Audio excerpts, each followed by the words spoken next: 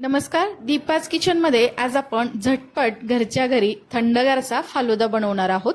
सध्या मुलांना सुट्ट्या सुरू आहेत, त्यामुळे दुपारच्या वेळेस तुम्ही असा फालुदा करून मुलांना दिला की मुलं एकदम खुश होतील आणि अगदी स्वस्तात मस्त हा फालुदा बनवून तयार होतो। चला तर रेसिपी सुरू करूयात।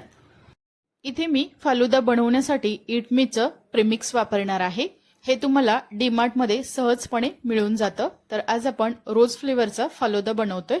तर याच्या पाठीमागे तुम्हाला पूर्ण अशी प्रोसिजर दिलेली आहे। स्टेप बाय स्टेप जर तुम्ही हे फॉलो केलं तर तुमचा अगदी घरच्या घरी एकदम मस्त असा फालुदा बनवून तयार होतो। हे पूर्ण पॅकेट हे 200 ग्रॅम इतकं आहे। तर आज आपण याचा निम्मा म्हणजे 100 ग्रॅम प्रेमिक्स पासून आज फालुदा बनवतोय। तर यासाठी मी ते अर्धा लिटर इतकं दूध घेतलेलं आहे। हे नॉर्मल टेम्परेचरचं दूध आहे। आता गॅसवरती कढई ठेवलेली आहे। कढईच्या बुडाशी थोडंसं अर्धा ग्लास इतकं पण पाणी घालायचं आहे, म्हणजे दूध कढईला अजिबात चिटकत नाही। त्यानंतर इथे हे आपण घेतलेले हे दूध घालायचं आहे। तुम्हाला जर पूर्ण पॅकेटचं हे फालुदा बनवायचं असेल तर यासाठी 1 लिटर इतकं दूध वापरायचं आणि त्यामध्ये तुम्ही 1 ग्लास इतकं पाणी घालायचं आहे। आता आपण मध्यम गॅसवरती याला गरम करून घेऊयात। तर तुम्ही ते बघू शकता, अगदी 4 ते 5 मिनिटांमध्ये दूध आपलं अगदी व्यवस्थित असं गरम झालेलं आहे। त्याला परत एकदा आपण असं थोडंसं मिक्स करून घेऊयात। आता यामध्ये आपण जे फालुदाचं प्रीमिक्स आहे ते घालायचं आहे। अगदी सोप्या पद्धतीने तुम्ही सहजपणे हा फालुदा बनवू शकता। इथे मी अर्ध पॅकेट इथं घातलेलं आहे आणि आता त्याला अगदी व्यवस्थित असं आपण मिक्स करून घेणार आहोत। तर तुम्ही ते बघू शकता, अगदी मस्त असा याला कलर आलेला आहे। आता गॅसची फ्लेम अगदी बारीक ठेवायची आहे आणि बारीक गॅसवरती याला 10 ते 15 मिनिटाकरता आपण असंच शिजवून घेणार आहोत। शिजवत असताना त्याला अधूनमधून सतत असं ढवळत राहायचं आहे, त्यामुळे ते कढईला चिटकत नाही। तर इथं तुम्ही बघू शकता, याला 10 ते 15 मिनिटे मी शिजवून घेतलेलं आहे आणि याची कन्सिस्टन्सी तुम्ही ते बघू शकता, थोडंसं घट्टसर असं झालेलं आहे।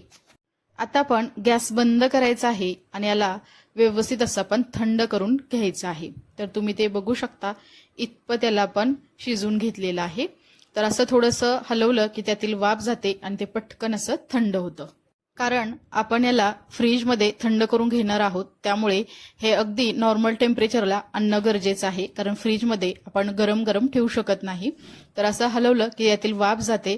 तर इकडे बघा, विरांशला खूप गडबड झालेली आहे, त्याच्यामुळे तो बोलला, आई मी फॅन खाली बसून असं थोडंसं हलवत राहतो, त्यामुळे ते लवकर असं थंड होईल। तो आवडीने हे काम करत आहे। चला तर म्हटलं, त्यातलाही सुट्ट्या आहेत, मुलांनाही थोडंसं काहीतरी टाइमपास करायला दिलं की मुलंही खुश होतात।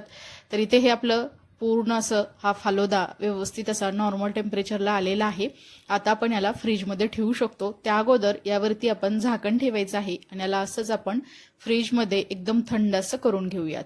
तर तुम्ही ते बघू शकता, फ्रीजमधून आता आपण याला बाहेर काढलेलं आहे आणि इतपत हे घट्टसर असं झालेलं आहे।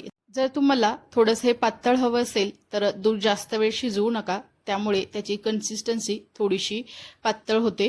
तर इथं मला जसा आवडतो तसा मी फालुदा बनवला आहे आणि यामध्ये थोड्याशा रोस्टेड शेवया सुद्धा मी ऍड केलेल्या आहेत, कारण त्या प्रीमिक्समध्ये अगदी कमीच प्रमाणात यामध्ये शेवया असतात। तर इथे आपला फालुदा बनवून तयार आहे। चला तर मग सर्व करूयात। तर सुरुवातीला मी ते 1 चमचा सब्जाच्या बिया घातलेल्या आहेत। त्या आपल्या शरीरासाठी खूप फायदेशीर ठरतात, कारण सध्या खूप उष्णता वाढलेली आहे। तसेच वरून मस्त असे बदाम काजूचे थोडेसे काप घालायचे आहेत, त्यामुळे अगदी हेल्दी असा हा फालुदा बनला जातो। त्यामुळे मुलं सुद्धा अगदी आवडीने खातात। सध्या मुलांना सुट्ट्या सुरू आहेत, जर मुलांना काही थंडगार असं करून द्यायचं असेल तर त्यांच्या आवडीचे वेगवेगळे फ्लेवर वापरून तुम्ही हे प्रीमिक्स पासून अगदी झटपट असा फालुदा बनवू शकता। अर्थातच वरून मस्त असं थंडगार असं आईस्क्रीम घ्यायचं आहे आणि वरून थोडेसे काजू बदामाचे काप, वाह एकदम मस्त। उन्हामध्ये अगदी थंडगार असं काही प्यायला मिळालं तर अगदी स्वर्ग सुखच। आणि घरच्या घरी वरून थोडीशी टुटी फुटी घातलेली आहे। तुम्हाला आवडत असल्यास वरून चेरी सुद्धा तुम्ही यावरती घालू शकता। असा अगदी घरच्या घरी झटपट होणारा मस्त असा थंडगार फालुदा तुम्ही नक्की करून बघा। कसा झाला हे मला नक्की कमेंट्समध्ये सांगा। जर रेसिपी आवडली असेल तर दीपाज किचन या यूट्यूब चॅनेलला लाईक, शेअर आणि सबस्क्राईब करा आणि शेजारील बेल आयकॉनवरती क्लिक सुद्धा करा, कारण तुम्हाला अशा छान साध्या सोप्या झटपट होणाऱ्या एकदम स्वादिष्ट चविष्ट अशा रेसिपी पाहायला मिळतील। चला तर मग आपण नंतर भेटूया अशाच एका खास अशा रेसिपी सोबत। तोपर्यंत सर्वांना धन्यवाद.